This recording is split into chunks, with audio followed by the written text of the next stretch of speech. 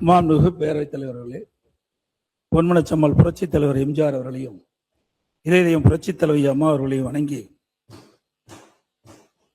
நிதிநிலை அறிக்கை மற்றும் வேளாண் நிதிநிலை அறிக்கையின் மீது அனைத்து இந்திய அண்ணா திராவிட முன்னேற்ற கழகத்தின் சார்பாக என்னுடைய கருத்துக்களை அவைகளை பதிய வைக்க விரும்புகிறேன்.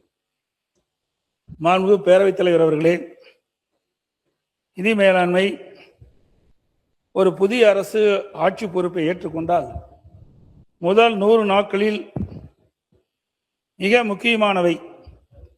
அந்த 100 நாட்களில் தான் புதிய அரசின் கொள்கைகள், நோக்கம் போன்றவை தெளிவாக்கப்பட்டு அந்த அரசு எடுக்கும் புதிய முயற்சிகள், அதை அடைய பயணிக்கும் பாதை, இவையெல்லாம் தீர்மானிக்கப்படும். இந்த நம்பிக்கையின் அடிப்படையில் தான் முதலீடுகளும் ஈர்க்கப்படும். அதனால்தான் பெரும்பாலும் புதிய அரசுகள் 100 நாள் செயல் திட்டங்களை வெளியிடுவதும் அதனைத் தொடர்ந்து கண்காணித்து இலக்குகளை அடைய முயற்சிப்பதும் வழக்கம். அப்படி அமையும் புதிய அரசுகள் ஏற்கனவே உள்ள நிதிநிலையை ஆய்வு செய்து அதன் அடிப்படையில் வெள்ளை அறிக்கை வெளியிடுகிறது. அதில் குறிப்பிட்டுள்ள குறைகளை நிவர்த்தி செய்து தாங்கள் உறுதியளித்த வாக்குறுதிகளை நிறைவேற்ற முயற்சி செய்யும். இதுபோன்ற வெள்ளை அறிக்கையை அனைத்து இந்திய அண்ணா திராவிட முன்னேற்ற கழக அரசு இருக்கின்ற பொழுதும் வெளியிட்டோம். திராவிட முன்னேற்ற கழக அரசு இருக்கின்ற பொழுது வெளியிடப்பட்டது. இப்பொழுது இருக்கின்ற ஆட்சியாளர்கள் தமிழக வெற்றி கழக அரசும் வெளியிடப்பட்டுள்ளது. இதை வருங்கால திட்டங்களை வகுக்க ஒரு அடித்தளமாக பயன்படுத்துவது வழக்கமான ஒன்றாகும். இந்த அரசு ஒரு வெள்ளை அறிக்கை வெளியிட்டுள்ளது. அதில் தமிழ்நாட்டின் கடன் சுமை 13,18,000 கோடியாக உயர்ந்துவிட்டது என்றும், வருவாய் பற்றாக்குறை வரலாறு காணாத அளவு 78,324 கோடியாக உயர்ந்து விட்டது என்றும் குறிப்பிடப்பட்டுள்ளது. அதோடு கொரோனா பாதித்த ஆண்டில் கூட இந்த அளவு இல்லை என்றும் குறிப்பிட்டிருக்கிறார்கள். அதேபோல வட்டி சுமை அதிகமாகிவிட்டது என்றும், மாநில சொந்த வரி வருவாய் மாநிலத்தில் மொத்த உற்பத்தி மதிப்பில் மிகவும் குறைந்து விட்டது என்றும் வெள்ளை அறிக்கையில் குறிப்பிட்டுள்ளீர்கள். அந்த வெள்ளை அறிக்கையில் மாநில வரி வருவாயில் கணிசமாக கசிவுகள் மற்றும் இழப்புகள் உள்ளது என்றும், அதை சரி செய்து வருவாயை உயர்த்துவோம் என்றும் குறிப்பிட்டிருக்கிறீர்கள். வருவாய் செலவை கட்டுப்படுத்த சிறந்த மேலாண்மை மூலம் செலவை கட்டுப்படுத்துவோம் என்றும், பொதுத்துறை நிறுவனங்களில் சீரமைப்பு செய்ய உதவுவதாகவும் கூறியுள்ளீர்கள். ஆனால் 2026-27 திருத்த வரவு செலவு திட்ட அறிக்கையை பார்க்கும் போது நீங்கள் கூறிய எதையும் செய்ய முயற்சிக்கவில்லை என்பது தெளிவாகிறது. குறிப்பாக நிதி மேலாண்மை பாதையை சரிபடுத்த எந்த முயற்சியும் எடுக்கவில்லை. உதாரணமாக 2026-27 இடைக்கால பட்ஜெட்டில் சொந்த வரி வருவாய் ரூபாய் 2,29,579 கோடி என்றும், 2026-27 திருத்த பட்ஜெட்டில் சொந்த வருவாய் ரூபாய் 2,26,740 கோடி என்றும் குறிப்பிட்டிருக்கிறது. அதாவது இடைக்கால அறிக்கை விட உங்களுடைய அரசு தாக்கல் செய்யப்பட்ட பட்ஜெட்டில் சொந்த வரி வருவாய் ரூபாய் 2,839 கோடி குறைந்து விட்டது.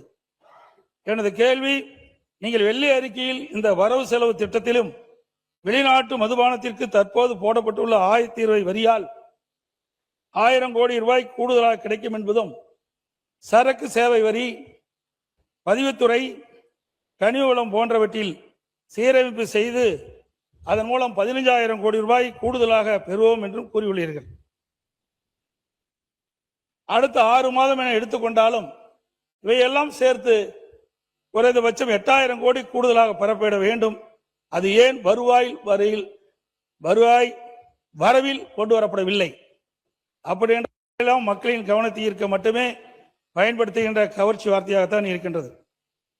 அதேபோல் வருவாய் செலவினத்தை எடுத்துக்கொண்டால் 2026-27 இடைக்கால அறிவிக்கின்படி வருவாய் செலவு 3,93,272 கோடி. 2026-27 திருத்த மதிப்பீட்டின்படி வருவாய் செலவு 4,05,802 கோடி. அதாவது திருத்த மதிப்பீட்டில் வருவாய் செலவு ரூபாய் 12,530 கோடி உயர்ந்து விட்டது. அப்படி என்றால் நீங்கள் வருவாய் செலவு மேலாண்மை செய்து செலவை குறைப்போம் என்பதும், ஒப்பந்த புள்ளிகளை சீரமைத்து லஞ்சத்தை ஒழித்து செலவை குறைப்போம் என்று சொன்னதும் இந்த புள்ளி விவரங்கள் வெளிப்படவில்லையே, அது ஏன்? மேலும் பள்ளி கல்வித்துறைக்கு ஒதுக்கீடு குறைக்கப்பட்டது என்று கேள்விக்கு நிதித்துறை செயலாளர் 4000 கோடி தவறுதலாக ஒதுக்கீடு செய்து குறைக்கப்பட்டது என்று கூறியுள்ளார். இது தவிர உறுதியளிக்கப்பட்ட ஓய்வு திட்டத்திற்கு டாப்ஸ் இடைக்கால பட்ஜெட்டில் ஒதுக்கப்பட்டு செய்யப்பட்ட 14,000 கோடி ரூபாய் திரும்பப் பெறப்பட்டதாக தெரிகிறது. இந்த தொகை வருவாய் செலவில் ஏன் குறையவில்லை? உறுதியளிக்கப்பட்ட ஓய்வு திட்டத்திற்கான நிதி திரும்ப பெறப்பட்டதால் அந்த திட்டம் கைவிடப்பட்டதா? இப்போது ஓய்வு பெறும் அலுவலர்களின் நிலை என்ன என்பதை மாண்புமிகு நிதியமைச்சர் தங்களுடைய பதில் உரையில் தெரிவிக்க வேண்டும். மேற்குறிப்பிட்ட கருத்துக்களின் அடிப்படையில் செலவை கட்டுப்பட்டிருக்க வேண்டும், ஏன் செலவு குறையவில்லை என்பது மக்களுடைய கேள்வி. நீங்கள் அறிவித்த புதிய திட்டங்களில் செலவு கணிசமாக உள்ள குளறுபடி செய்யப்பட்ட பயிர்க்கடன் தள்ளுபடி 5,932 கோடி, மின் கட்டணம் உயர்த்திட்ட தந்த 200 யூனிட் இலவச மின்சாரம் 1,545 கோடி, தாய்மாமன் தங்க மோதிரம் 564 கோடி, அண்ணன் சீர் 818 கோடி, இதெல்லாம் சேர்த்தால் கூட 8,840 கோடி தான் வருகிறது. எனவே வருவாய் செலவு ஏன் கட்டுப்படுத்தவில்லை என்பதற்கு மாண்புமிகு நிதியமைச்சர்கள் பதில் உரைகளை விளக்கப்பட வேண்டும்.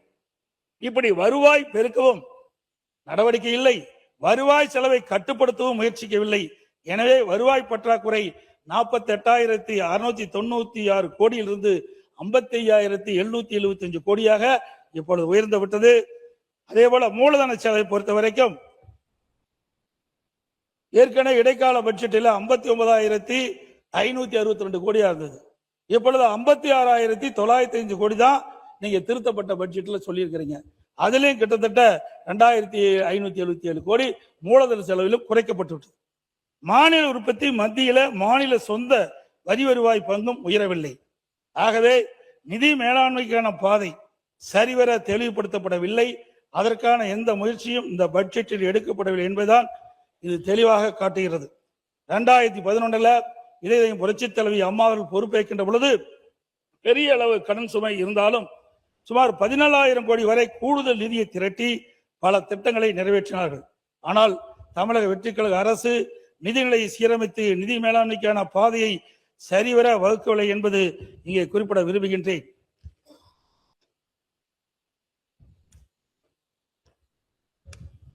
மாநிலத்தின் கடன்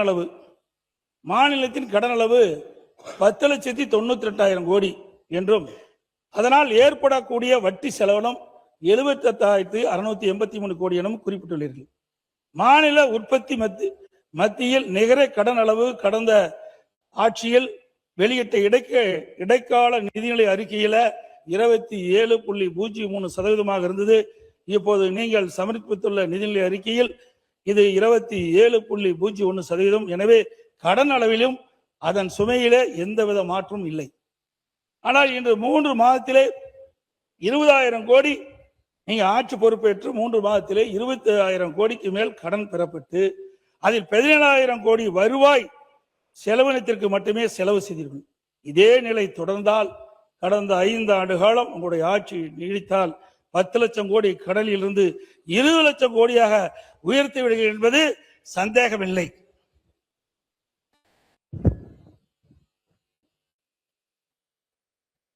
இந்த நிதிநிலை அறிக்கையில் எந்த புதிய திட்டங்களோ அறிவிக்கப்படவில்லை.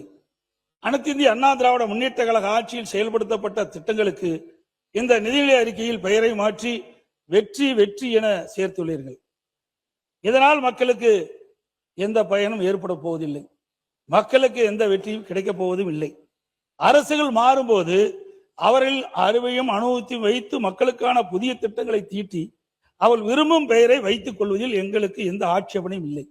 ஆனால் ஒரு அரசு கொண்டு வந்து அந்த திட்டத்திற்கு புதிதாக அரசு வந்த பிறகு அந்த பெயரை மாற்றி அறிப்பதில் மக்களுக்கு குழப்பம்தான் ஏற்படும்.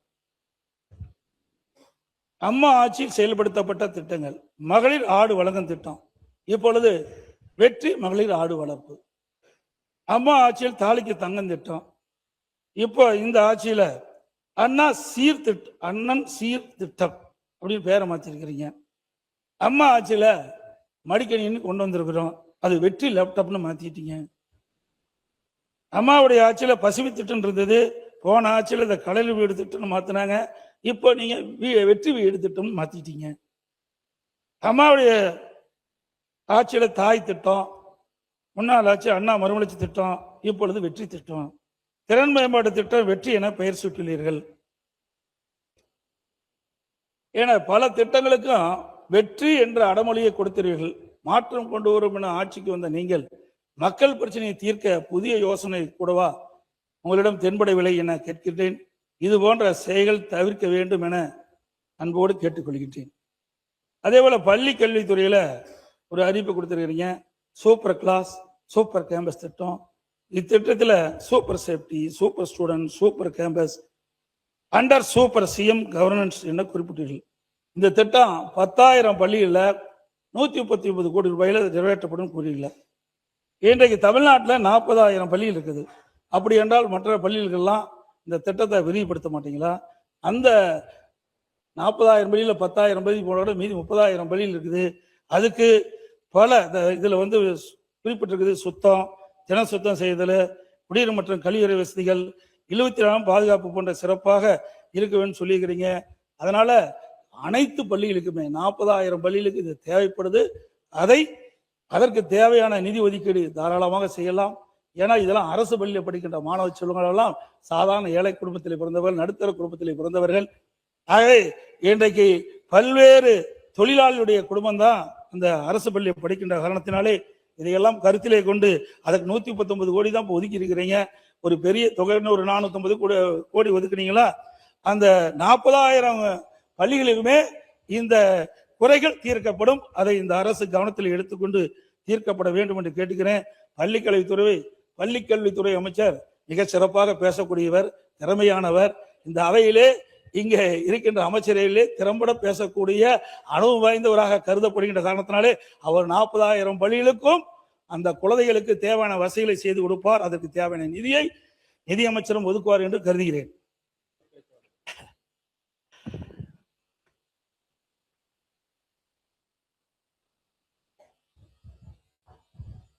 அதாவது மாண்பு முதலமைச்சர் அவர்கள் தேர்தல் பிரச்சாரத்தின் போது அப்பொழுது இருந்த முதலமைச்சரை பார்த்து மத்திய அரசுக்கு பல்வேறு பிரச்சனைகள் கொடுத்து திட்டங்கள் குறித்தும் கழுதில் எழுதினால் போதுமா என்று கேட்கறீங்க.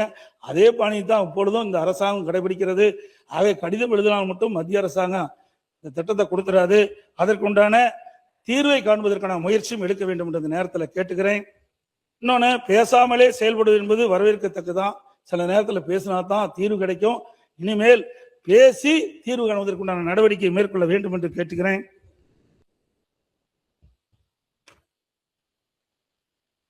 இளைஞர் நலன் வேலைவாய்ப்பு. இன்றைய அளவில் கிராமப்புறங்களில் ஆயிரக்கணக்கான படித்த இளைஞர்கள் வேலைவாய்ப்பு இன்றி இருக்கிறாங்க.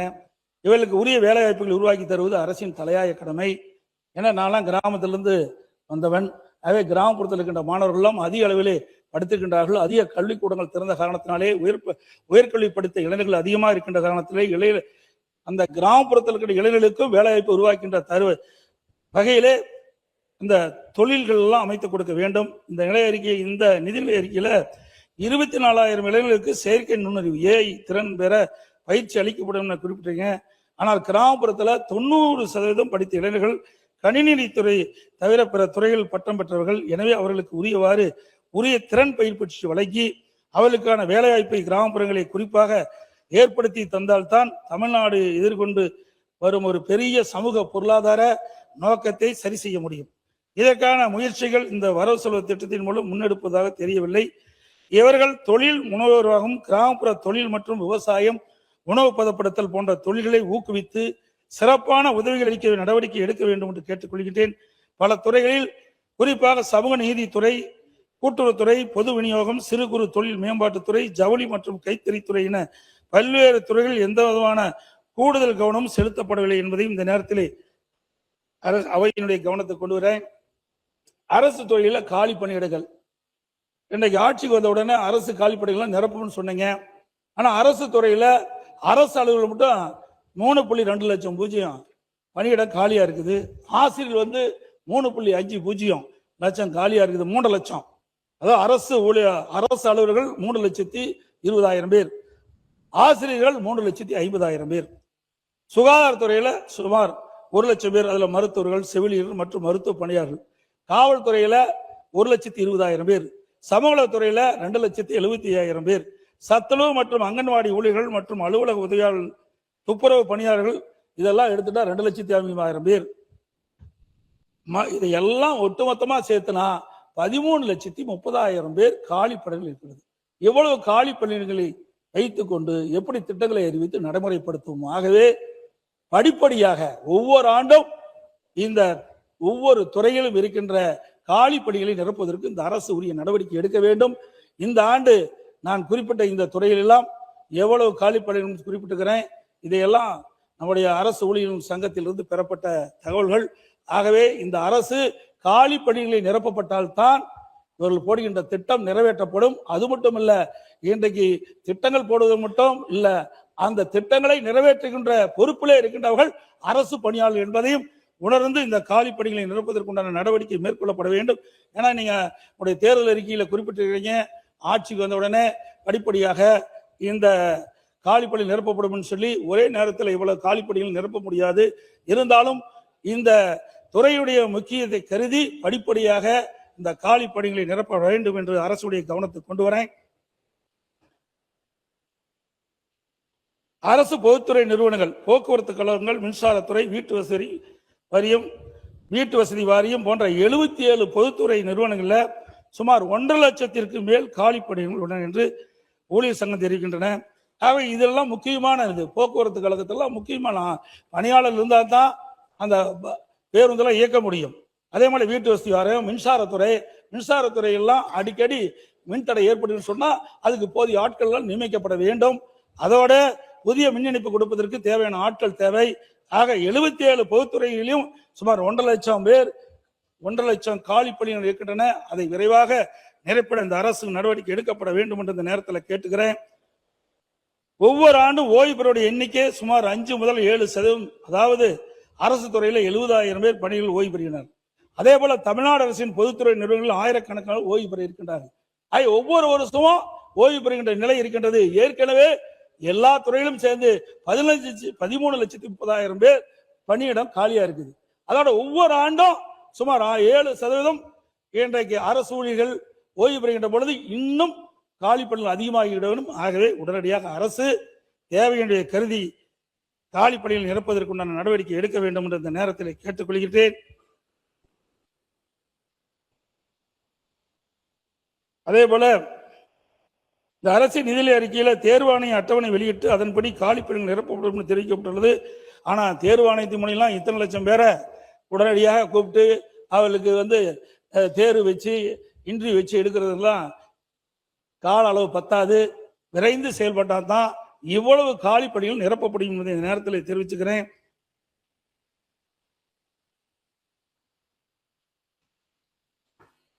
அரசு போக்குவரத்து கழகம் இன்னைக்கு அரசு போக்குவரத்து கழகத்தை பொறுத்த வரைக்கும் 2011 2021 வரை அனைத்து இந்திய அண்ணா திராவிட முன்னேற்ற கழக அரசு இருக்கின்ற பொழுது 16,500 புதிய பேருந்துகள் வாங்கி நாங்கள் இயக்கணும். இன்றைக்கு நிலை இன்றைக்கு பல பேருந்துகள் டயர் கலந்து போகும் பணியிலும் இடையிடையே பழுதாண்டு நிற்கின்றது மற்றும் மழைக்காலத்தில் ஒழுகின்ற பேருந்து தான் அதிகமாக இருக்குது. கடந்த காலத்தில் முந்தைய ஆட்சியில் அதனுடைய பயன்பாடுகள் பார்த்தீங்கன்னா அரசு விரைவு போக்குவரத்து கழகம் அதனுடைய ஆயுள் காலம் 3 வருஷம் தான். 7 லட்சம் கிலோமீட்டர் தான் அந்த பஸ்ஸை இயக்க முடியும். அதை 7 ஆண்டாக உயர்த்தினாங்க. பிறகு மாண்புமிகு பேரவைத் தலைவர் அவர்களே, மாண்புமிகு தமிழக முதலமைச்சர் அவர்கள் ஆட்சி பொறுப்பு ஏற்ற உடனே முதல்ல சொன்னது குக்கிராமங்கள் நகரத்தோடு இணைக்க வேண்டும். அதே மாதிரி நான் பயணம் செய்யும் வகையில் தமிழ்நாட்டில் இருக்கும் அத்தனை பேருந்துகளும் ஏசி பேருந்துகளாக மாற்றம் செய்ய வேண்டும் என்று அந்த சாதா பேருந்திலே ஒரு பயணம் செய்த முதலமைச்சர் என்பதை உங்கள் வாயிலாக தெரிவித்துக் கொள்கிறேன். உறுப்பினர் மாண்பு பேரவைத் தலைவர் கேட்பதற்கு இனிமையாகத்தான் இருக்குது, நடைமுறைப்படுத்த வேண்டும்.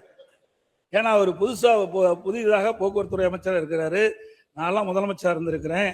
அதுல நிதி ஆதாரம் தேவை. நிதி ஆதாரம் இருந்தா தான் ஏசி பஸ் அமைக்க முடியும். 1000 பேரும் தான் நிதி நீங்க மின்சார பேருந்து தான் இயக்கணும்னு சொல்லியிருக்கிறீங்க, குளிர்சாதன பேசுறதுன்னு சொல்லுங்க. நான் குறிப்பிடுவது இப்போ இருக்கிற பேருந்துகள் கிட்டத்தட்ட அதிமுக ஆட்சியில் 16,600 பேர் வந்தாங்க. திராவிட முன்னேற்ற கழக ஆட்சியில் சுமார் 7,000 புதிய பேருந்துகள் வாங்கினாங்க.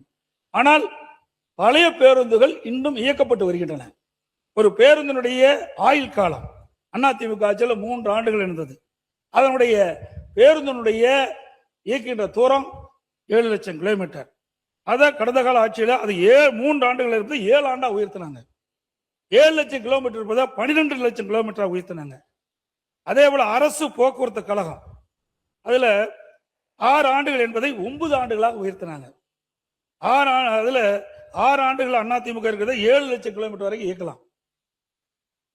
கடந்த கால ஆட்சியில அது 9 ஆண்டுகளாக உயர்த்தி 12 லட்சம் கிலோமீட்டராக அந்த பேருந்து இயக்கப்படும் சொன்னாங்க.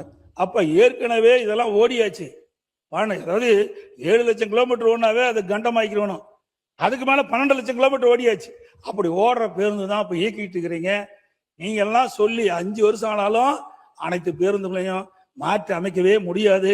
கடந்த காலத்துல 5 ஆண்டு காலம் கடந்த ஆட்சியில ஒவ்வொரு போக்குவரத்து மானிய கோரிக்கை வரும்போதும் 5000 பேருந்து வாங்குறோம், 5000 பேருந்து வாங்கி கடைசியில 5 ஆண்டுகள 7000 பேருந்து தான் வாங்க முடிஞ்சது. அதனால இன்றைக்கு அரசின் சார்பாக சுமார் 20,000 பேருந்துகள் இன்றைய தினம் இயக்கப்பட்டு வருகின்றன. அந்த 20,000 பேருந்துகளை நீ ஏசி பேருந்து மாற்றி அமைப்பது 100% இயலாத காரியம் என்பதை உறுதிபட தெரிவிக்கிறேன். அது மட்டும் இல்ல, மாண்புமிகு போக்குவரத்துறை அமைச்சர் பேரவைத் தலைவர் அவர்களே, இது மக்களால் தேர்ந்தெடுக்கப்பட்ட ஆட்சி, மக்களுக்கான ஆட்சி. மாண்புமிகு சட்டமன்ற உறுப்பினர்கள் சொன்னாங்க, அதற்கான சாத்தியக்கூறுகள் அத்தனையும் இந்த ஆட்சியில் நடைமுறைப்படுத்தப்படும் சாத்தியக்கூறுகள் இருக்கிறது. கண்டிப்பாக படிப்படியாக மாற்றி தரப்படும் என்பதை இங்கு அழுத்தமாக தெரிவித்துக் கொள்கிறேன் உங்கள் வாயிலாக.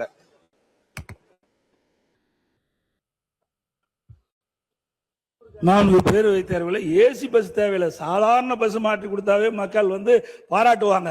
ஆனா நீங்க வெறும் 1000 பேரும் தான் முதல் வருஷம் சொல்லிக்கிறீங்க. இந்த ஆண்டு முடிஞ்சு போச்சு, இன்னும் 4 ஆண்டு தான் இருக்குது.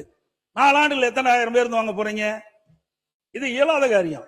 ஒவ்வொரு ஆண்டும் ஒரு குறிப்பிட்ட நிதி ஒதுக்கி ஒரு குறிப்பிட்ட அளவு ஏற்கனவே கண்டமான பஸ்கள் எல்லாம் எடுக்கப்பட்டு விட்டு புதிய பேருந்துகளை இயக்க வேண்டும் என்றுதான் என்னுடைய கோரிக்கை. மாண்பு உறுப்பினர் 20 நிமிஷம் அதிகமான குறுக்கீடுலாம் பேசிட்டீங்க. இன்னும் என்ன எவ்வளவு நேரம் இருக்குது? நிறைய. இப்ப கொஞ்சம் தானே பேசியிருக்கிறோம். ஆரம்பிச்சு ஒரு உறுப்பினர் தான் பேசுறேன். நாங்க 2 உறுப்பினர் பதிலாக ஒரு உறுப்பினர் தான் நான் பேசுறேன். இன்னும் எவ்வளவு நேரம்? ஒரு 10 நிமிஷம். இன்னும் 10 நிமிஷத்துல எப்படி முடிக்க முடியும்? என்ன வேளாண் பட்ஜெட் இருக்குது? ஏங்க ஒரு நாட்டுடைய பிரச்சனைங்க, இன்னைக்கு தமிழ்நாட்டுடைய பிரச்சனைய இன்னைக்கு அனைத்து இந்திய அண்ணா திராவிட முன்னேற்ற கழக சார்பாக நாங்க சொல்லித்தான் அவனை எதிர்கட்சி கேட்கின்ற கடமை கொடுப்பது உங்களுடைய கடமை. சீக்கிரம் முடிச்சிடறேன், வந்த அளவுக்கு முடிக்கணும், முடிச்சிடறேன். வேளாண்மை நிதி அறிக்கை. வேளாண்மை என்பது முதன்மை துறை. இதுலதான் 42% மக்கள் அவருடைய வேளாண்மையில ஈடுபட்டிருக்கின்றார்கள். இதுல விவசாய தொழிலாளர்கள் அடங்குவார்கள்.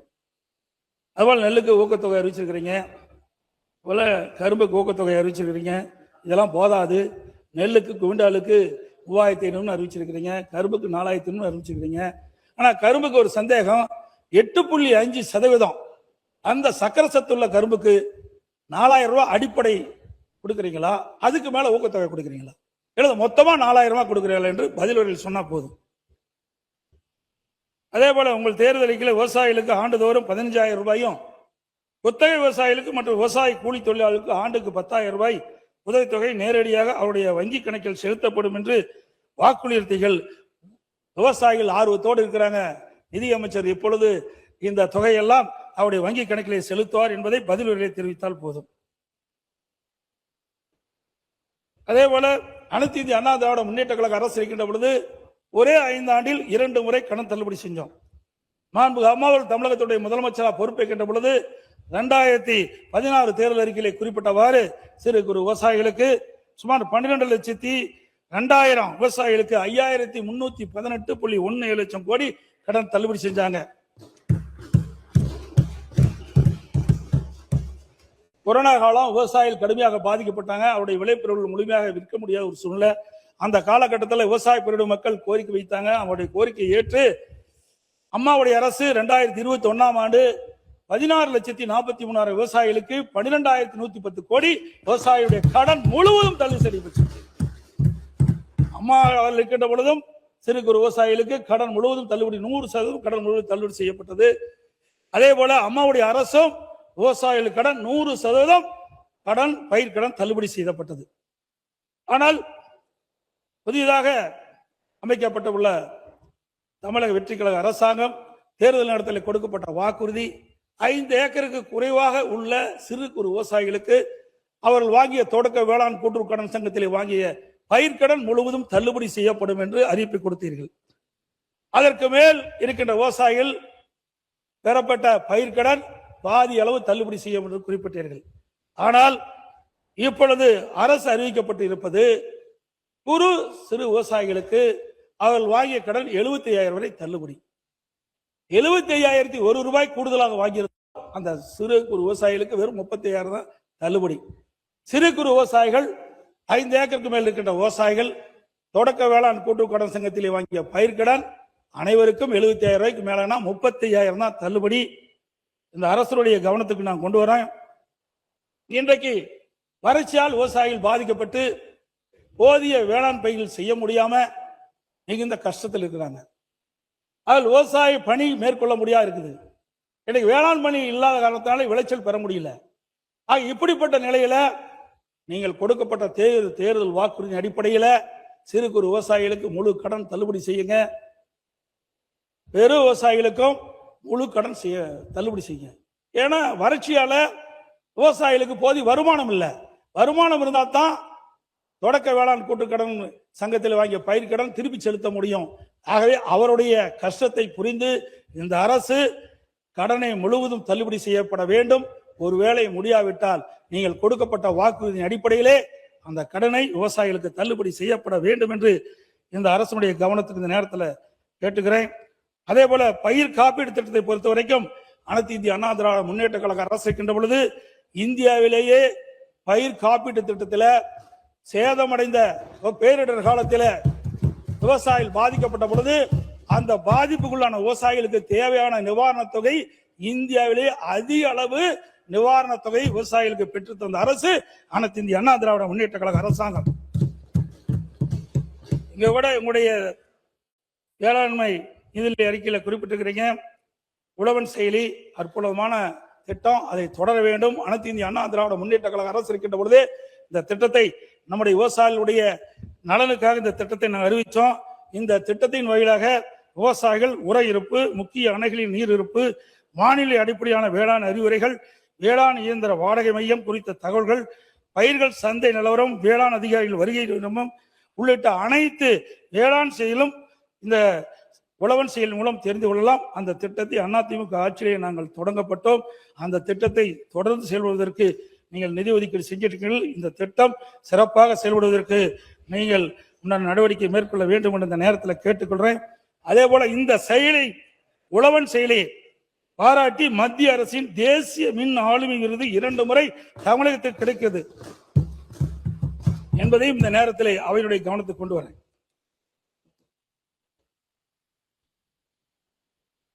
அனைத்து இந்திய அண்ணா திராவிட முன்னேற்ற கழக அரசு இருக்கின்ற பொழுது இன்றைக்கு கிருஷ்ணகிரி மாவட்டம், தருமபுரி மாவட்டம், சேலம் மாவட்டத்தில் விவசாய பெருமக்கள் மலர் சாகுபடி அதிகமாக செய்கிறாங்க.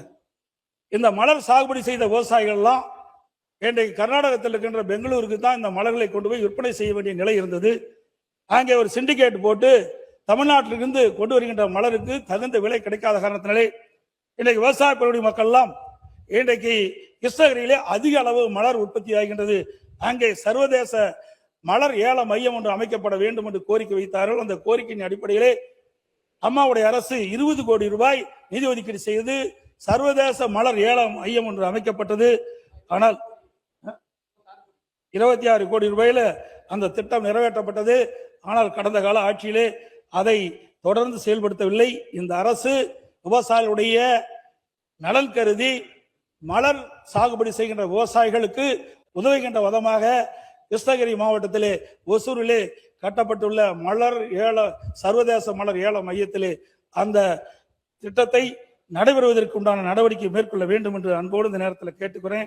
மாண்புமிகு உறுப்பினர், இன்னும் உங்களுக்கு அடுத்து இன்னும் ஒரு 4 பேர் பேச வேண்டியது இருக்கு.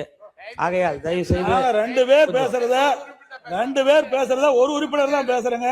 இருங்க. ஏற்கனவே பேரவைத் தலைவருக்கு அனுமதி வாங்கியாச்சு. நானும் கேட்டுட்டு தான் இருந்தேன். லிஸ்ட்ல 2, 3, 4 பேர் இருக்கிறாங்க. அவங்களும் கொஞ்சம் பேசணும். கொஞ்சம் பெருந்தன்மையோட நீங்க கொஞ்சம் பெருந்தன்மையோட தான் பேசுறேன். பாராட்டுனீங்க. பேரவை துணை பேசி முடியுங்க. சுருக்கமா முடியுங்க. சுருக்கமா அவரு பாரு இதை வேளாண் பட்ஜெட் ஒண்ணு இல்ல, ஒரு விவசாயி பேசுங்க. ஏங்க இது குறுக்கீடு ரெண்டு பக்கம் போயிருக்கு. பேசுங்க சுருக்கமா பேசுங்க. பேரவைத் தலைவர் அவர்களே, மாம்பழம் பசியில இருக்காங்க விவசாயிகள். மாம்பழம் இந்த ஆண்டு கடந்தாலும் சரி இந்த ஆண்டு சரி மாம்பழ விளைச்சல் அதிகமாகிட்டது. பயிரிட்ட விவசாயிகள் கடுமையாக பாதிக்கிட்டாங்க. விலை வீழ்ச்சியால் கடுமையாக பாதிக்கப்பட்டுட்டாங்க. இன்றைக்கு இந்த அரசு பயிரிட்ட விவசாயிகள் இந்த ஆண்டு விலை வீழ்ச்சியால் பாதிக்கப்பட்டிருக்கிறாங்க. அப்படி பாதிக்கப்பட்ட விவசாயிகளை கண்டறிந்து அவர்களுக்கு தேவையான நிவாரண உதவி வழங்க வேண்டும் என்று அரசுடைய கவனத்தை கொண்டு வருகிறேன். அதே போல மரவள்ளி கிழங்கு எங்களுடைய பகுதியில் இன்றைக்கு ஸ்டார்ச் உற்பத்தி பண்றாங்க. ஜவ்வரிசி உற்பத்தி அதிகமா இருக்குது. சேலம் மாவட்டத்தில் மரவள்ளி கிழங்கு பயிர்கின்ற அந்த விவசாயிகளுக்கு அவ்வப்போது மாவு பூச்சி விழுகுது. அதை தடுக்கிறதுக்குண்டான நடவடிக்கை இந்த அரசு மேற்கொள்ள வேண்டும் என்று கேட்டுக்கிறேன். விவசாயிகளுக்கு விலையில்லா மின்சாரம் கொடுப்பது இன்றைக்கு கிட்டத்தட்ட தட்கல் முறையில் அவர்கள் பதிவு செஞ்சு 9 மாசம் ஆகுது. இன்னும் கிட்டத்தட்ட 65,000 பேர் இதுல இடம்பெற்றிருக்கிறாங்க. அந்த தட்கல் முறையில் பதிவு செய்யப்பட்ட பம்பு செட்டுக்கு மின் இணைப்பு வேண்டி காத்து கொண்டிருக்கிற விவசாயிகளுக்கு உடனடியாக வேகமாக துரிதமாக இந்த தட்கல் முறையில் பணம் செலுத்தியவர்களுக்கு உடனடியாக மின் இணைப்பு கிடைப்பதற்கு உண்டான நடவடிக்கை மேற்கொள்ள வேண்டும் என்று கேட்டுக்கிறேன். சீமை கருவேல மரம் இன்றைக்கு தமிழகத்தில் சீமை கருவேல மரங்கள் நிலத்தடி நீரை உறிஞ்சி வறட்சி ஏற்படுத்துகின்றன. மண்ணின் வளத்தை நச்சுப்படுத்துவதும் பிற நாட்டுப்புற தாவரங்கள் அழிக்கும் செய்கின்றன. இந்த உயர்நீதிமன்ற உத்தரவின்படி தமிழ்நாட்டுக்கின்ற சீமை கருவேல மரங்களை அகற்றுவதற்கு இந்த அரசு உரிய நடவடிக்கை மேற்கொள்ள வேண்டும் என்று கேட்டுக்கிறேன்.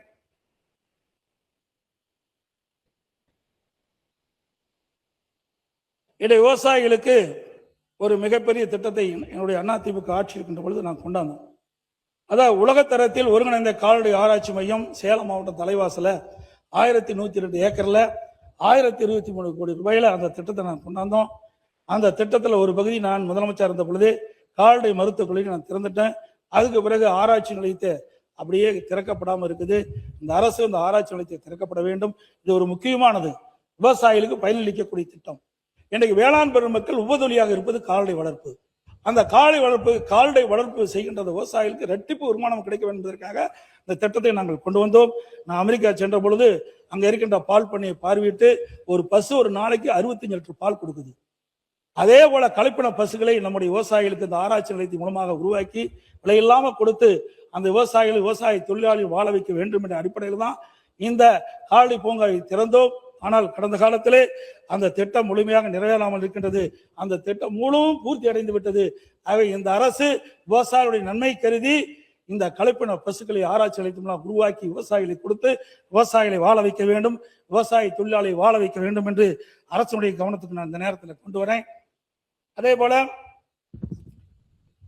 இன்றைக்கு எங்களுடைய பகுதியில் சேலம் மாவட்டம் மேட்டூர் சட்டமன்ற தொகுதி, ஓமலூர் சட்டமன்ற தொகுதி, எடப்பாடி சட்டமன்ற தொகுதி, சங்ககிரி சட்டமன்ற தொகுதி 4 சட்டமன்ற தொகுதி உள்ளடங்கி 100 அடி திட்டத்தை கொண்டாந்தோம். அதுல மேட்டூர் அணை நீர் நிரம்பி உபரியாக வெளியேறுகின்ற பொழுது நீரேற்றத்தின் மூலமாக சுமார் வறண்ட 100 ஏரிகளுக்கு நீர் நிரப்புகின்ற திட்டம் இதனுடைய நோக்கம். இதெல்லாம் கிட்டத்தட்ட அதிமுக ஆட்சி இருக்கின்ற பொழுது சுமார் 60% நிறைவேற்றியிருந்தோம். அதுக்கு பிறகு வந்த ஆட்சி முழுமையாக நிறைவேற்றவில்லை. இன்னும் ஒரு 25% எஞ்சி இருக்கின்றது. ஆக விவசாயிகளுடைய நலன் கருதி அந்த எஞ்சிய ஏரிகளுக்கும் நீர் நிரப்புகின்ற பணியை அரசு முன்னெடுக்க வேண்டும் என்று இந்த நேரத்தில் தெரிவிக்கின்றேன். அதேபோல அத்திக்கடை அவனாசி திட்டம் எனக்கு முன்னால் இருக்கிற உறுப்பினர் கூட பேசினாங்க. அந்த திட்டம் நான் 3 மாவட்டத்தை உள்ளடங்கிய திட்டம். ஈரோடு மாவட்டம், திருப்பூர் மாவட்டம், கோவை மாவட்டம். இதை நீண்ட காலமாக போராடிட்டு இருந்தாங்க. 50 வருஷமா போராடிட்டு இருந்தாங்க. அந்த போராட்டத்துக்கு தீர்வு காண வேண்டும் என்று இதை புரட்சி தலைவி அம்மா அவர்கள் உத்தரவு போட்டு நான் பொதுப்பணித்துறை அமைச்சராக இருந்த காலகட்டத்தில் அந்த திட்டத்தை அறிவிக்கப்பட்டு அந்த திட்டம் 1652 கோடி ரூபாயில் உருவாக்கப்பட்டு முழுக்க முழுக்க மாநில நிதியிலிருந்து இந்த திட்டம் நிறைவேற்றத்திற்காக தொடங்கப்பட்டது. அப்பொழுது அதிமுக ஆட்சி இருக்கின்ற வரை சுமார் 70% பணிகள் நிறைவேற்றப்பட்டன. எஞ்சிய பணிகள் கடந்த ஆட்சியிலே நிறைவேற்றப்பட்டு அதை இப்பொழுது அங்கங்கே சிறு சிறு பிரச்சனை இருப்பதாக சொல்றாங்க. அதை சரி செய்து இந்த அத்திக்கடவு அவனாசி திட்டம் முழுமையாக விவசாயிகளுக்கு பயனளிக்கக்கூடிய அளவிற்கு செயல்படுத்த வேண்டும் என்ற அரசுடைய கவனத்துக்கு நான் கொண்டு வரேன். அதே போல அத்திக்கடவு அவனாசி திட்டம் 2, அந்த திட்டத்தை எஞ்சிய பகுதி கட்டம் 2, அந்த திட்டத்திற்கும் அனைத்து இந்திய அண்ணா திராவிட முன்னேற்ற கழக அரசு இருக்கின்ற பொழுது அந்த பகுதியில் இருக்கின்ற விவசாயிகளுடைய கோரிக்கை ஏற்று விரிவான திட்ட அறிக்கை தயாரிக்கப்பட்டு அதுக்கு பிறகு ஆட்சி மாற்றம் ஏற்பட்டுவிட்டது. ஆட்சி மாற்றம் வந்த பிறகு அந்த திட்டத்தை அப்படியே விட்டு விட்டார்கள். ஆகவே இந்த அரசு அத்திக்கடவு அவனாசி திட்டம் கட்டம் 2 நிறைவேற்ற வேண்டும் என்று அரசுடைய கவனத்துக்கு நான் கொண்டாடுறேன். நடந்தாய் வாலி காவிரி திட்டம் இது ஒரு அற்புதமான திட்டம். இதை நான் முதலமைச்சராக இருந்த காலகட்டத்தில் மாண்பு பிரதமரை அவர்களை சந்தித்து இந்த திட்டத்தை நிறைவேற்ற வேண்டும் என்று கோரிக்கை வைத்தேன். மாண்பு பிரதமர் அவர்களும் ஏற்றுக்கொண்டு 2 நாடாளுமன்றத்தில் 2 அவையினுடைய கூட்டுக்குழு கூட்டத்திலே மேதகு குடியரசுத் தலைவர் உரையிலே இடம்பெற செய்து அதை நிறைவேற்ற வேண்டும் என்று உத்தரவு பிறப்பித்தார்கள். அதற்கு சுமார் 11,250 கோடி 2024-25 ஒதுக்கப்பட்டது. மாநில அரசு, மத்திய அரசு 60%, மாநில அரசு 40%. இந்த திட்டத்தினுடைய நோக்கம் மேட்டூர் அணை நிரம்பி காவிரியிலிருந்து வெளியேறுகின்ற பொழுது அல்லது காவிரி மேட்டூர் அணையிலிருந்து நீர் திறக்கப்படுகின்ற பொழுது காவிரி ஆற்றில் 2 கரை ஓரங்களில் இருக்கின்ற நகரத்திலிருந்து வெளியேறுகின்ற அசுத்த நீர் காவிரி நதியிலே கலங்கி மாசுபடுகின்றது. அந்த மாசுபட்ட நீரை சுத்தப்படுத்தி காவிரி ஆற்றிலே விடுவது. அதேபோல பவானி சார்ந்து வெளியேறுகின்ற நீர் காவிரி ஆற்றிலே வந்து கலக்கின்றது. அந்த பவானி ஆறு அணையில திறக்கப்படுகின்ற நீர் 2 கரை ஓரங்களில் இருந்த நீர் அந்த பவானி ஆற்றிலே கலக்கிறது. அந்த நீரை சுத்தப்படுத்தி ஆற்றிலே விடுவது. பிறகு நொய்யல்ல அந்த 2 பகுதி கரையோரம் இருக்கின்ற இன்னைக்கு திருப்பூர் போன்ற பகுதியில் இருக்கின்ற அசுத்த நீர்கள்லாம் இந்த நொய்யல் ஆற்றிலே கலந்து நீர் மாசுபடுகின்றது. அந்த நீரை சுத்தப்படுத்தி அது வந்து காவிரி ஆற்றில் கலக்குது. அதே போல அமராவதி ஆற்றிலிருந்து திறக்கப்படுகின்ற நீர் காவிரியில் கலக்கின்ற வரை 2 கரையில் ஓரம் வகின்ற கழிவு நீர் அந்த அமராவதி ஆற்றிலே கலக்குது. அந்த நீரை சுத்தப்படுத்தி விடுவது. மேட்டூர் அணையில் திறக்கப்படுகிற நீர் கடலில் போய் கலக்கின்ற வரை அந்த கரையோரம் இருக்கின்ற அந்த பகுதியில் இருக்கின்ற அசுத்த நீர் அந்த நதியிலே கலக்கின்ற பொழுது நீர் மாசுபடுகிறது. அந்த நீரை சுத்தப்படுத்தி விடுகின்ற திட்டம் தான் இந்த நடந்தாய் வாலி காவிரி திட்டம். 11,250 கோடி இந்த திட்டத்திற்கு ஒதுக்கீடு செய்யப்பட்டது. முதற்கட்டமாக அந்த திட்டம் நிறைவேற்றப்படும் என்று அறிவிக்கப்பட்டது கடந்த கால ஆட்சியிலே. அதற்காக அவர்கள் வந்து ஒரு அட்டவணை கூட போட்டாங்க. இதில் வந்து முதற்கட்டமாக 934 கோடி மத்திய அரசு அனுமதி கொடுக்கப்பட்டது என்றும், கழிவுநீர் மேலாண்மை 577.151, ஆற்றின் முகப்பு மேம்பாடு 176.98 கோடி, ஆற்றின் மேற்பரப்பு தூய்மை 27 கோடி, திட்ட கழிவு மேலாண்மை 30.89 லட்சம், 30 கோடியே 89 லட்சம், காவிரி கிராம ஆற்றங்கரை ஊர்களின் பங்களிப்பு மற்றும் விழிப்புணர்வு பணிகள் 6 கோடி, இணையவழி கண்காணிப்பு 27.58 கோடி, கல்லணையில் அருங்காட்சி 36.70 லட்சம், பல்லுயிர் பாதுகாப்பு 52 கோடி. இப்படி 934.301 லட்சம் கோடி ஒதுக்கீடு செய்யப்பட்டது. ஆனாலும் அந்த திட்டத்துக்கு எந்த முன்னெடுப்பு நடக்கவில்லை. ஆகவே நடந்தாய் வாலி காவிரி திட்டம் என்ற அற்புதமான திட்டத்தை இந்த அரசு நிறைவேற்றப்பட வேண்டும். மத்திய அரசு 60%, மாநில அரசு 40% பங்களிப்போடு இந்த திட்டத்தை நிறைவேற்றினால் காவிரி ஆற்றில் சுத்தமான நீர் கிடைக்கும். அதை இந்த அரசு செயல்படுத்த வேண்டும் என்று இருக்கிறேன். அதே போல தடுப்பணைகள் அதிக அளவில் கட்டணும். அதிமுக ஆட்சி இருக்கின்றது ஆதனூர் நஞ்சை கோளூர்ல ஒரு தடுப்பணை கட்டணும், இன்னும் முழுமை பெறல. அப்படி உபரி நீர் வெளியேறுகிற பொழுது இந்த தடுப்பணையை தேக்கி தண்ணீரை தேக்கி நாம் பயன்பாட்டு கொண்டாடலாம். ஆதனூர் குமாரமங்கலம் நாங்க இருக்கும் போதே 95% முடிஞ்சது. கடந்த கால ஆட்சியிலே அதில் ஏதோ குளறுபடியின் காரணமாக அப்படி நிற்குது. அதையும் தீர்த்து இந்த கொள்ளிட ஆற்றின் குறுக்கே ஆதனூர் குமாரமங்கலம் அந்த தடுப்பணை 2 தடுப்பணையும் முழுமையாக கட்டி முடிக்கப்பட்டு பயன்பாட்டு கொண்டு வர வேண்டும் என்ற நேரத்தில் கேட்கிறேன். இது கூட நதிகள் இணைப்புக்கு 5000 கோடி கொடுக்கணும் உங்களுடைய தேர்தல் அறிக்கையில் சொல்லியிருக்கிறீங்க. நேற்றைய தினம் இங்க கூட காவிரி குண்டாறு வைகை இணைப்பு திட்டத்துக்கு சொன்னீங்க, அதுக்கு 150 கோடி இன்றைக்கு அதுக்கு விரிவான திட்ட அறிக்கைன்னு சொன்னீங்க. அது தவறு. ஏற்கனவே இந்த திட்டம் செயல்பாட்டுக்கு வந்துட்டுது. ஏற்கனவே விரிவான திட்ட அறிக்கை தயாரிக்கப்பட்டு இதற்கு சுமார் 14,000 கோடி நிதி தேவைப்படும் என்றும், அதுக்கு நிதி ஆதாரம் எல்லாம் செயல்படுத்தப்பட்ட முழுக்க முழுக்க மாநில நிதியே செலவழிக்கப்படும் என்று அந்த திட்டத்துடைய நோக்கம். அந்த திட்டம் நானே நேரடியாக போய் துவக்கி வச்சேன். கிட்டத்தட்ட ரெண்டா பிரிச்சு 700 கோடி டெண்டர் வச்சோம். ஆனால் சிவகங்கை வரை நிலஎடுப்பு பணி முடிஞ்சது. அவை இதற்கு 150 கோடி ஒதுக்கி இருக்கிறீங்க. நீங்க நதிகள் இணைப்புக்காக 5000 கோடி ஒதுக்கப்படும் என்று உங்களுடைய தேர்தல் அறிக்கையை குறிப்பிட்டிருக்கீங்க. அதனால இந்த ஆண்டு இந்த திட்டம் நிறைவேறுவதற்கு 2000 கோடி ஒதுக்குங்க. ஏன்னா இந்த 5 மாவட்ட மக்கள் பயன்பெறுவாங்க. இந்த 5 மாவட்டம் வறட்சியான மாவட்டம். மேட்டூர் அணையிலிருந்து வெளியேறுகின்ற உபரி நீர் இன்றைக்கு அந்த பகுதியில் இருக்கின்ற மாயனூர் கட்டளை தடுப்பணையிலிருந்து திருப்பி விடப்பட்டு தினந்தோறும் 6000 கனஅடி இந்த கால்வாயின் மூலமாக இந்த மாவட்டத்தில் இருக்கின்ற ஏரிகள் குளங்கள் நிரப்பப்பட்டு விவசாயிகளுக்கு பயனளிக்கின்ற திட்டம். இந்த திட்டத்திற்கும் தேவையான நிதியை நிதி அமைச்சர் அவர்களும் நீர்வளத்துறை அமைச்சர்களும் ஒதுக்க வேண்டும். நீர்வளத்துறை அமைச்சர் வலுவான அமைச்சர். ஆகவே இதற்கு தேவையான நிதியை ஒதுக்கி விவசாயிகளுக்கு நன்மை செய்ய வேண்டும் என்று அன்போடு இந்த நேரத்தில் கேட்டுக்கிறேன்.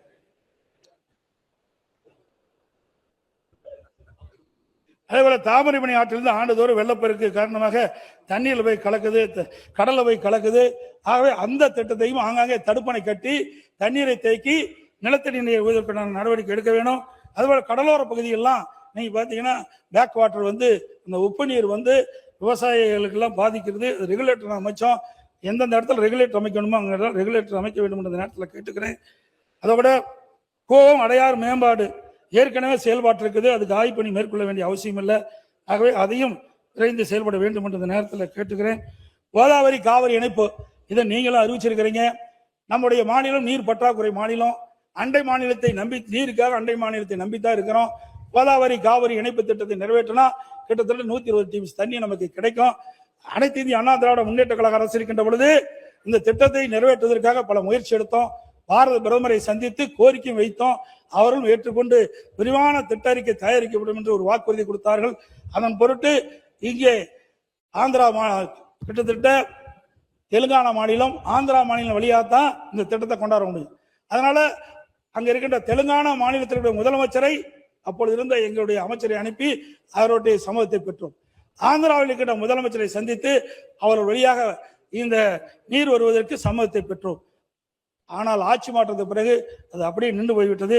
இப்பொழுது உங்களுடைய ஆட்சியிலே கோதாவரி காவிரி இணைப்பு திட்டம் நிறைவேற்றப்படும் சொல்லியிருக்காங்க. பாரத பிரதமரும் உறுதியளித்திருக்கிறாங்க. அண்டை மாநிலமான தெலுங்கானா ஆந்திரா ரெண்டுமே நமக்கு உதவி செய்ததாக தெரிவிச்சிருக்கிறாங்க. ஏன்னா நம்மள தென் மாநிலத்தை சேர்ந்த தென் மாநிலத்தில் இருக்கிறதெல்லாம் ஒருங்கிணைக்க வேண்டும் என்று அவர்கள் எண்ணுகின்றார்கள். இதையெல்லாம் பயன்படுத்தி கோதாவரி காவிரி இணைப்பு திட்டத்தை நிறைவேற்றுவதற்கான நடவடிக்கை மேற்கொள்ள வேண்டும் என்று இந்த நேரத்தில் கேட்டு, இன்றைக்கு அனைத்து இந்திய அண்ணா திராவிட முன்னேற்ற கழக ஆட்சியில் நிறைய திட்டங்களை கொண்டாந்து நிறைவேற்றிருக்கிறோம். இன்றைக்கு 2011 2023 வரை 17 அரசு மருத்துவக் கல்லூரி மருத்துவமனை கொண்டாந்து ஒரே ஆண்டில் 11 அரசு மருத்துவக் கல்லூரி மருத்துவமனை கொண்டாந்து சாதனை படுத்திருக்கிறோம். அதே போல 7 சட்டக்கல்லூரியை கொண்டாந்துருக்கிறோம். அந்த 21 பாலிடெக்னிக் கல்லூரி, 4 பொறியியல் கல்லூரி, 6 கால்நடை மருத்துவக் கல்லூரி, 40 கலை மற்றும் அறிவியல் கல்லூரி, இப்படி அதிகமான கல்லூரி திறந்தின் விளைவுதான் இந்தியாவிலேயே உயர்கல்வி படிப்பதிலே முதல் மாநிலம் என்ற பெருமையை அதிமுக ஆட்சியிலே நாங்க பெற்றோம். 2000 மத்திய அரசு நிர்ணயிக்கப்பட்டது 2030 உயர்கல்வி படிக்கக்கூடிய அந்த எண்ணிக்கையை 2019-20 இலக்கை அடைந்த அரசு அதிமுக அரசாங்கம். அதே போல மடிக்கணினி 50,32,000 பேருக்கு 52,35,000 பேருக்கு மடிக்கணினி கொடுத்தோம். அதெல்லாம் அறிவுபூர்வமான கல்வி நம்ம மாணவர்களுக்கு கிடைக்க என்பதற்காக டெல்டா மாவட்டத்தை பாதுகாக்கப்பட்ட வேளாண் மனை கொடுத்தோம். காவிரி நீர் மேலாண்மை வாரியம் மூலம் மற்றும் முறைப்படுத்தும் குழு 50 ஆண்டு காலமாக நடக்காது இருந்தது. காவிரி நதிநீர் பிரச்சனைக்கு சட்ட போராட்டம் நடத்தி அதுக்கு தீர்வு காணுவதற்கு நடவடிக்கை எடுத்தோம். குடிமராமத்து திட்டம் அற்புதமான திட்டம், விவசாயிகளுடைய கனவு திட்டம். கிட்டத்தட்ட பொதுப்பணித்துறையின் கீழே 14,000 ஏரிகள் இருக்குது. ஊராட்சியின் ஊராட்சியின் கீழ் 27,000 ஏரிகள் வருது. அதுல ஊராட்சி ஒன்றியத்தின் சார்பாக இருக்கின்ற ஏரி குளம் குட்டை எல்லாம் தூர்வாரப்பட்டது. விவசாயிகள் அந்த வண்டல் முனை இலவசமாக பயன்படுத்தினாங்க. அதே போல பொதுப்பணித்துறையில சுமார் 6,000 ஏரிகள் இன்றைக்கு முழுக்க விவசாய பங்களிப்போடு அந்த திட்டத்தை நாங்கள் நடைமுறைப்படுத்தினோம். ஒன்று ஏரி ஆழமாச்சு, இன்னொன்று விவசாயிகள் அந்த வண்டல் மண் அவருடைய நிலத்துக்கு இயற்கை உரமாக பயன்படுத்து, அதனால் நல்ல விளைச்சல் விவசாயிகள் பெற்றார்கள். எஞ்சிய 8000 பொதுப்பணித்துறை ஏரிகளும் நீங்க தூர்வார வேண்டும் என்ற இந்த நேரத்தில் கேட்டுக்கிறேன். அதோட விவசாயிகள் பம்பு செட்டுகளுக்கு 24 மணி நேரம் மும்முனை மின்சாரம் அதிமுக ஆட்சியில் கொடுத்தோம். இப்போ மும்முனை மின்சாரம் 16 மணி நேரம் கொடுப்பதாக தெரிவிக்கிறார்கள். அவை அதை 24 மணி நேரம் விவசாயிகளுக்கு தங்குதடையில்லாத மும்முனை மின்சாரத்தை வழங்க வேண்டும் என்று இந்த நேரத்தில் கேட்டுக்கிறேன். மாண்பு நீர்வளத்துறை அமைச்சர் ஒன்று சொல்லணுன்றாங்க உங்களுக்கு. நீ பேசு. சரி. தமிழ்நாட்டில் காவேரி ஆறு மற்றும் அதன் துணை ஆறுகளை மேம்படுத்தி அவற்றை மாசுகளில் இருந்து மீட்டு எடுப்பது இத்திட்டத்தின் நோக்கமாகும். இத்திட்டத்தை 12 மாவட்டங்களில் மொத்தம் 1306 கிலோமீட்டர் தூரத்திற்கு 2 கட்டங்களாக செயல்படுத்த திட்ட அறிக்கை தயாரிக்கும் பணி தொடங்கப்பட்டு முதற்கட்ட விரிவான திட்ட அறிக்கை தயாரிக்கப்பட்டு தொழில்நுட்ப அனுமதி பெறுவதற்காக சுற்றுச்சூழல் பாதுகாப்பு நிறுவனத்துக்கு அனுப்பப்பட்டுள்ளது. மேலும் தேசிய ஆறுகள் பாதுகாப்பு இயக்க அலுவலகம் இத்திட்டத்துக்கு ரூபாய் 934 கோடி மதிப்பிற்கு ஒப்புதல் அளித்துள்ளது. இதில் மத்திய மாநில அரசுகளின் பங்களிப்பு 60-40 ஆகும். மத்திய அரசின் பங்களிப்பு 560.58 கோடி, மாநில அரசின் பங்களிப்பு 373.72 கோடி. மேலும் 15 ஆண்டுகளுக்கான இயக்கம் மற்றும் பராமரிப்பு பணிக்கான செலவு ரூபாய் 377.98 கோடி மாநில அரசு முழுமையாக ஏற்றுக்கொள்ள வேண்டும். எனவே திட்டத்திற்கான மொத்த மதிப்பீட்டு தொகை ரூபாய் 1312.28 கோடி. இது அரசின் பரிசீலனையில் உள்ளது. மேலும் 2ஆம் கட்டத்திற்கான திட்ட அறிக்கை தயாரிக்கும் பணி நடைபெற்று வருகிறது. எனவே நடந்தாய் வாழிய காவேரி திட்டத்தின் அனைத்து கூறுகளும் துறை அலுவலர்கள் மற்றும் தொழில்நுட்ப வல்லுநர்கள் ஆகியோருடன் கலந்து பேசி பரிசீலனை செய்து உரிய நடவடிக்கை எடுக்க வேண்டும் என்று விபரம் தெரிவித்துக் கொள்ளப்படுகிறது. நன்றி.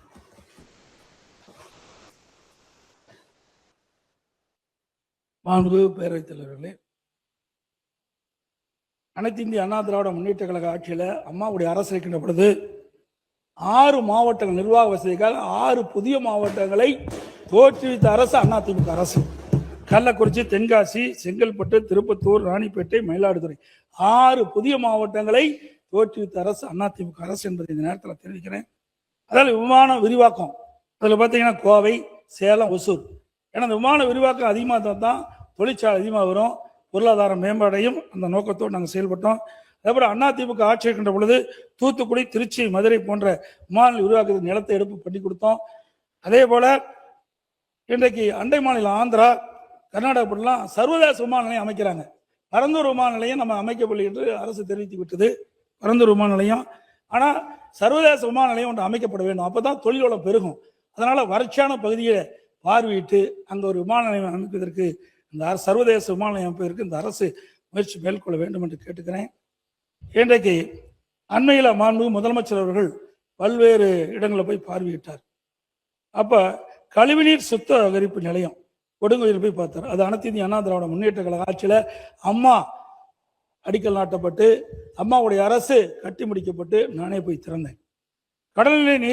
கடல் நீரை குடிநீராக்கும் திட்டம் நெய்வேலியில், அது அதிமுக ஆட்சியில் தொடங்கப்பட்டது. மெட்ரோ ரயில் திட்டம், ஒரு திட்டத்திற்கு இந்தியாவிலேயே 63,000 கோடி பெற்று அனுமதி பெற்ற ஒரே அரசாங்கம் அனைத்து இந்திய அண்ணா திராவிட. எதற்காக சொல்லி சொன்னால், அடிக்கடி முதலமைச்சர் அவர்கள் தேர்தல் நேரத்தில் நீத்து போன கட்சி ஆட்சியில் இருக்கின்ற பொழுதுதான் இப்பேற்பட்ட சிறப்பான திட்டத்தை நாங்கள் கொண்டு வந்தோம் நாட்டு மக்கள் என்பதை நேரத்தில் சுட்டி காட்டுகின்றேன். நிலையான ஆட்சி, நன்மை பயக்கக்கூடிய ஆட்சி அதிமுக ஆட்சி என்பதையும் நேரத்தில் தெரிவிக்க விரும்புகிறேன். அதோட கொரோனா காலம், அனைத்து இந்திய அண்ணா திராவிட முன்னேற்ற கழக ஆட்சி அம்மாவுடைய அரசு இருக்கின்ற பொழுது 2014 முதலமைச்சரை இயக்கின்ற பொழுது கடுமையான வறட்சி, சென்னையில் குடிநீருக்கு மிக தட்டுப்பாடு, ரயிலில் தண்ணி கொண்டாந்து கொடுத்தோம். இன்றைக்கு கிராமப்புறத்திலிருந்து நகரப்புற வரை நிலத்தடி நீர் வெற்றி விட்டது. அதை சரி செஞ்சு மக்களுக்கு பாதுகாக்கப்பட்ட குடிநீரை கொடுத்தோம். பிறகு அங்கே டெல்டா மாவட்டத்தில் கஜா புயல், அங்கே டெல்டா மாவட்டம் புரட்டி போட்டு விட்டது. அங்கே இருக்கின்ற விவசாய விளைநிலங்கள் எல்லாம் இன்றைக்கு சேதம் அடைஞ்சிட்டது. அங்கே இருக்கின்ற மின்கம்பங்கள், டிரான்ஸ்பாரம், துணை மின்கள் அனைத்துமே அந்த புயலால் நொறுங்கி போச்சு. அதையெல்லாம் புயல் வேகத்தில் நிவாரணம் செஞ்சு விவசாயிகளுக்கு தேவையான நிவாரண உதவி செஞ்சோம். அதே போல இந்த மின்கம்பங்கள் எல்லாம் மாற்றி அமைக்கப்பட்டது அந்த காலகட்டத்தில். அதுக்கு பிறகு கொரோனா, ஒரு ஆண்டு அரசுக்கு வருவாயே மிக மிக குறைவு. அந்த காலகட்டத்திலும் சிறப்பான ஆட்சி கொடுத்தோம். கொரோனாவுக்கு 40,000 கோடி செலவு. அனைத்து இந்திய அண்ணா திராவிட முன்னேற்ற கழக ஆட்சி இருக்கின்ற பொழுது சுமார் 4,80,000 கோடி 2011 2014 வரை. 2011 மாண்புமிகு புரட்சித் தலைவி அம்மாவில் தமிழகத்தினுடைய முதலமைச்சர் பொறுப்பேற்கின்ற போது 1,14,000 கோடியில கடன்ல பொறுப்பு ஏற்றாங்க. அதற்கு பிறகு ஒவ்வொரு திட்டத்திற்கும் குறைந்த அளவு தான் கடன் வாங்கப்பட்டது. கொரோனா காலத்துல ஒரு வருட காலம் அரசுக்கு வருவாய் கிடையாது. இன்றைக்கு டாஸ்மாக் வருமானம் கிடையாது, பத்திரப்பதிவு வருமானம் கிடையாது, ரோட் டாக்ஸ் கிடையாது, ஜிஎஸ்டி கிடையாது, அதே போல எக்ஸைஸ் கிடையாது. ஆக இப்படி வருவாய் வருமானம் மிக மிக குறைவு. அந்த காலகட்டத்தை கூட சிறப்பான ஆட்சி கொடுத்த அரசு அதிமுக அரசாங்கம் என்பதை இந்த நேரத்தில் சுட்டிக்காட்ட விளைகின்றேன். அதோட இன்றைய தினம் அரிசி விலை உயர்ந்துட்டு, ஒரு கிலோவுக்கு 15 ரூபாய் உயர்ந்து போச்சு. அந்த கொரோனா காலத்தை கூட விலைவாசி உயராமல் பார்த்து கொண்ட அரசு அதிமுக அரசு. இன்றைக்கு அந்த கொரோனா காலத்துல மக்கள் வெளியிலே போய் வேலைக்கு செல்ல முடியாத நிலை, ஏழை எளிய மக்கள் எல்லாம் பாதிக்கக்கூடாது என்பதற்காக ரேஷன் கடையில ஒரு வருஷம் விலை இல்லாம இன்றைக்கு அரிசி கொடுத்தோம், பருப்பு கொடுத்தோம், சர்க்கரை கொடுத்தோம், எண்ணெய் கொடுத்தோம், குடும்பத்துக்கு 1000 ரூபாய் கொடுத்தோம், தைப்பொங்கல் போது 2,500 ரூபாய் கொடுத்தோம். அத்தனையும் கொடுத்தோம். 3,04,80,000 கோடி தான் கடன் என்பதை அவையினுடைய கவனத்துக்கு கொண்டு வரேன். இன்றைக்கு என்னுடைய தொகுதி பிரச்சனை, ஒரே ஒரு பிரச்சனை. நான் அண்மையில் நாங்கள் என்னுடைய தொகுதிக்கு சென்ற போது அந்த கூட்டுக்குடி திட்டத்தில் அங்கே நங்கவள்ளி பேரூராட்சி, வனவாசி பேரூராட்சி, ஜனடாபுரம் பேரூராட்சி 3 பேரூராட்சிலையும் அந்த வருகின்ற தண்ணி புழு வருது. அதில் சரியா ட்ரீட்மெண்ட் பண்ணல. அதை ட்ரீட்மெண்ட் பண்ணி ஒரு சுகாதாரமான தண்ணீரை வழங்க வேண்டும் என்று சம்பந்தப்பட்ட துறை அமைச்சருடைய கவனத்துக்கு கொண்டாடுறேன்.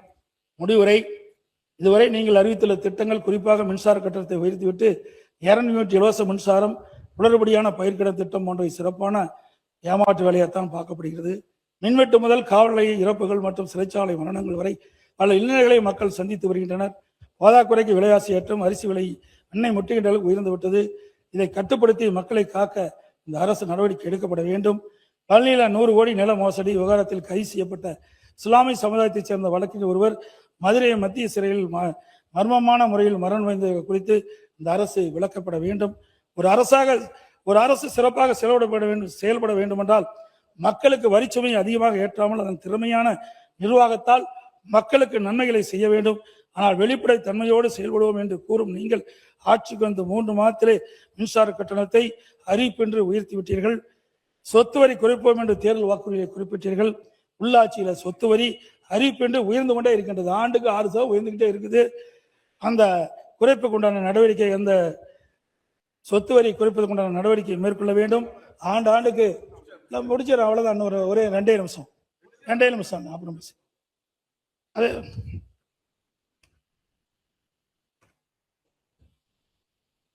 பட்ஜெட்டில் புதிய அரசுக்கான புதிய புத்தியோ முன்முயற்சிகளோ மாற்றத்தை ஏற்படுத்தும் திட்டங்களோ எதுவும் இல்லை. முந்தைய அரசின் இடைக்கால நிதி அறிக்கையில சிறிது ஜோடனை செய்து திருத்த வரவு செலவு அறிக்கை சமர்ப்பித்திருக்கிறீங்க. நீங்கள் தந்தை பெரியார், பெருந்தலைவர் போற்றுதற்குரிய காமராஜர், அண்ணல் அம்பேத்கர், மரியாதைக்குரிய வீரமங்கை நீலாட்சியார் மற்றும் மரியாதைக்குரிய அஞ்சலி அம்மாள் போன்றவர்களை கொள்கை தலைவர்கள் என்று கூறுவீர்கள். அவர்கள் எந்தெந்த கொள்கையில் நீங்கள் பின்பற்றுகின்றீர்கள், முன்னெடுத்திருக்கின்றீர்கள் என்று இதுவரை தெளிவுபடுத்தவில்லை. அந்த கொள்கை முன்னெடுக்க என்ன திட்டங்களை வகுத்துள்ளீர்கள் என்று விவரம் இந்த நிதி அறிக்கையில் இல்லை. இதுவும் எப்போதும் பேசுவதில் ஒரு ஏமாற்று வேலை தானா?